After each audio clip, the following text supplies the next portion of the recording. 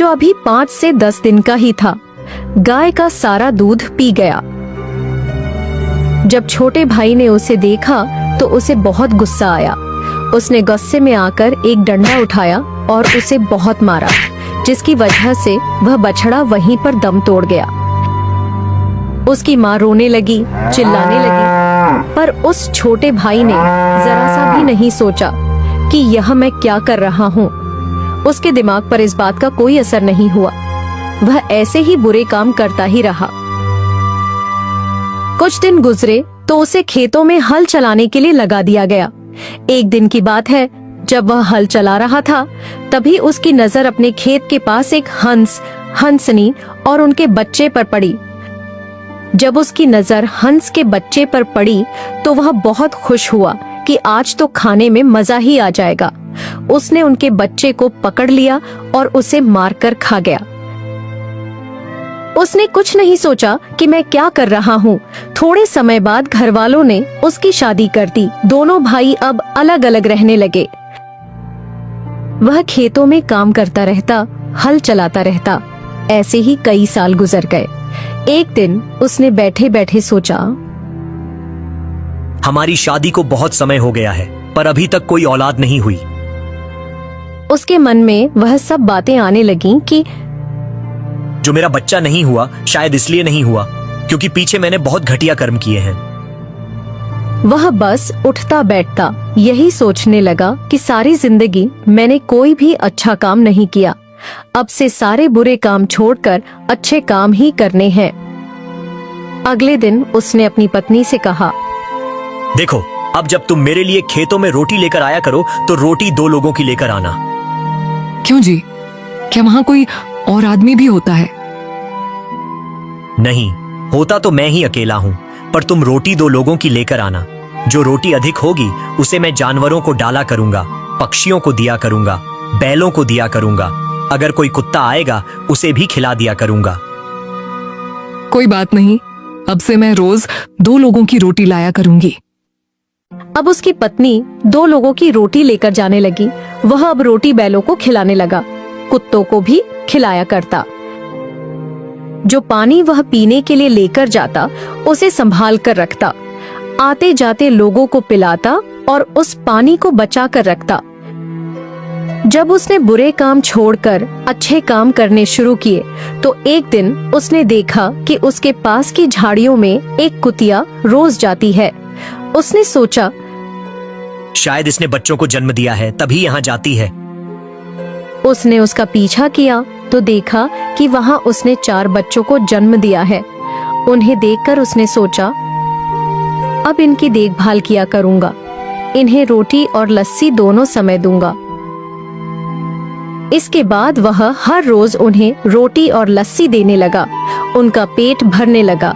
उसके बाद ही वह खुद खाना खाया करता। इसके बाद उसने सोचा, ये सब जानवर पानी कहाँ से पीते होंगे? यहाँ तो पानी है ही नहीं। मैं तो पानी घर से लेकर आता हूँ। मुझे इनके लिए पानी की व्यवस्था करनी चाहिए। उसने फिर एक कुआं बनाने की सोची और खुद ही कुआं खोदने लगा। कुछ ही दिनों में उसने एक कुआं तैयार कर लिया। उसके बाद उसने जगह जगह पर बर्तन रख दिए और उनमें हर रोज पानी डालना शुरू कर दिया। यह सब देखकर भगवान ने सोचा, कैसे कैसे बुरे कर्मों में डूबा रहने वाला यह मनुष्य अब अपने जीवन को कितना सुंदर बना रहा है। पहले जहां यह स्वार्थ, क्रोध और लापरवाही से भरा हुआ था, अब वहीं प्रेम, सेवा और पशु पक्षियों के लिए करुणा से उसका हृदय भर उठा है। अगर इस बदलाव को उसका फल न मिला तो संसार में कौन भले बुरे कर्मों का अंतर समझ पाएगा। जो अब ये पुण्य कर रहा है उसे इसका फल अवश्य मिलना चाहिए। एक दिन जब वह बर्तन में पानी भर रहा था, तभी वहां भगवान एक साधु का रूप धारण कर उसके पास आए। छोटा भाई साधु बाबा को प्रणाम किया और पूछा, बाबा, क्या आप पानी पीने आए हैं? हाँ बच्चा, मुझे बहुत जोर की प्यास लगी है, इसलिए मैं पानी पीने चला आया। छोटे भाई ने साधु बाबा को पानी पिलाया। इसके बाद साधु बाबा ने उससे पूछा, बेटा, यहाँ तो मुझे कोई पेड़ पौधे दिखाई नहीं दे रहे। तुम यह पानी किसको डाल रहे हो? बाबा, मैं यह पानी किसी पेड़ पौधे को नहीं डाल रहा, बल्कि मैंने यहाँ थोड़ी थोड़ी दूरी पर बर्तन रखे हुए हैं। उन्हीं में पानी डालता हूँ ताकि यहाँ के जानवर पानी पी सकें। इसलिए हर रोज उनके लिए पानी भरता हूँ। बेटा, कर्म तो तुम बहुत अच्छे कर रहे हो। बाबा, क्या बताऊं आपको, इससे पहले मैंने बहुत बुरे कर्म किए हैं। ये सब तो अब जाकर करना शुरू किया है। कोई बात नहीं, तुम चिंता मत करो। अगर तुम ऐसे ही अच्छे काम करते रहो तो जो पिछले बुरे कर्म हैं वे सब कट जाएंगे। ये सब बातें हो ही रही थीं कि उसकी पत्नी दूर से रोटी लेकर आती हुई दिखाई दी। तो उसने साधु बाबा से कहा, बाबा जी, अब आप रोटी खाकर ही जाइएगा। मेरी पत्नी रोटी लेकर आ रही है। न बेटा, अगर मैंने रोटी खा ली तो मैं पापों का अधिकारी बन जाऊंगा। बाबा जी, आप रोटी खाकर कैसे पापों के अधिकारी बन जाएंगे? बच्चा, तुमने अकेले ने हल चलाना है। तुम्हारे अकेले की रोटी आ रही है। यदि मैंने रोटी खा ली तो तुम भूखे हल चलाओगे। उस बात का दोष मुझ पर आ जाएगा। नहीं महाराज, मैंने तो पहले ही कह रखा है कि रोटी 2 लोगों की लानी चाहिए। फिर ठीक है बेटा, फिर मैं भोजन अवश्य करूंगा। फिर उसकी पत्नी भी वहां पहुंच गई। उसने साधु बाबा को प्रणाम किया। फिर सबने साथ बैठकर भोजन किया। भोजन के बाद साधु बाबा ने उनकी परीक्षा लेने की सोची। तुम खुद रोटी घर जाकर क्यों नहीं खाते? अब तुम्हारी पत्नी को यहाँ आना पड़ा। पीछे से तुम्हारे बच्चे अकेले रह गए होंगे। बाबा जी, अभी तक हमारे कोई संतान नहीं है। तुम लोग कर्म तो बहुत अच्छे कर रहे हो, इसलिए तुम्हारा बिना संतान के रहना उचित नहीं है। तुम्हारे बच्चे का होना बहुत जरूरी था। नहीं बाबा जी, अब तक तो कोई बच्चा नहीं हुआ। अब मैं तुम्हें एक बात बताता हूँ।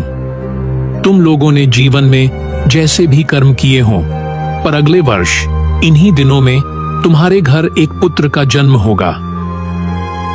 ठीक है बाबा जी। उसका नाम तुम लोग मत रखना, उसका नाम मैं ही रखूंगा। बाबा जी, साधु संतों का तो कोई ठिकाना नहीं होता। आप कहीं चले गए तो क्या पता वापस आइए भी या नहीं। हम लोग आपको कहां ढूंढेंगे? यह मेरा तुमसे वादा है, जब बच्चा होगा मैं तुम्हें इसी कुएं के पास मिलूंगा। ठीक है बाबा जी, ये तो बहुत अच्छी बात है यदि आप यहीं मिलेंगे। इसके बाद साधु बाबा वहां से चले गए। कुछ समय बीता और फिर एक रात एक बालक का जन्म हुआ। जैसे ही बालक ने जन्म लिया, छोटा भाई दौड़ा दौड़ा उसी कुएं के पास गया जहां साधु बाबा ने मिलने का वादा किया था। वहां पहुंचकर देखा तो वहीं साधु बाबा आसन लगाए बैठे थे। छोटा भाई मन ही मन सोचने लगा, वाह, क्या बात है। साधु बाबा अपने वचन के कितने पक्के हैं। बता बेटा, क्या बात है? बाबा जी, रात को मेरे घर एक बालक ने जन्म लिया है। आपने कहा था कि जब वह जन्म ले तो मैं आपको बताने आऊं, इसलिए चला आया। अब आप ही कृपा करके उसका नाम रख दीजिए। नाम तो रखेंगे, लेकिन उससे पहले एक बात बताओ। जो मैं कहूंगा क्या वह बात मानोगे? जी बाबा, जरूर मानूंगा। घबरा तो नहीं रहे? नहीं नहीं बाबा जी, मैं नहीं घबरा रहा। जो मैं कहूंगा वह करोगे? जी बाबा जी, मैं करूंगा। ठीक है, तो सुनो। जिस बच्चे ने तुम्हारे यहां जन्म लिया है, उसके ऊपर जो समय चल रहा है वह तुम्हारे लिए अत्यंत हानिकारक है। जितनी जल्दी तुम उस बच्चे को समाप्त कर दोगे, तुम्हारे लिए उतना ही अच्छा होगा। बाबा जी, आपकी कृपा होनी चाहिए। मुझे तो यह भी नहीं पता कि यह कैसी बात है। जैसा आपने कहा, मैं तो वैसा ही करता रहा हूं। तो अब तुम अपने घर जाओ और किसी कोने में एक गड्ढा खोदकर उस बच्चे को कपड़े में लपेटकर उस गड्ढे में दबा दो। अधिक समय मत गंवाओ। यह काम करके जल्दी वापस आओ, फिर आगे की बात बताऊंगा। ठीक है बाबा जी। छोटा भाई घर पहुंचा। उसने एक कोने में गड्ढा खोदा बच्चे को कपड़े में लपेटा और गड्ढे में दबा दिया। फिर वह चुपचाप खेत की ओर लौट आया।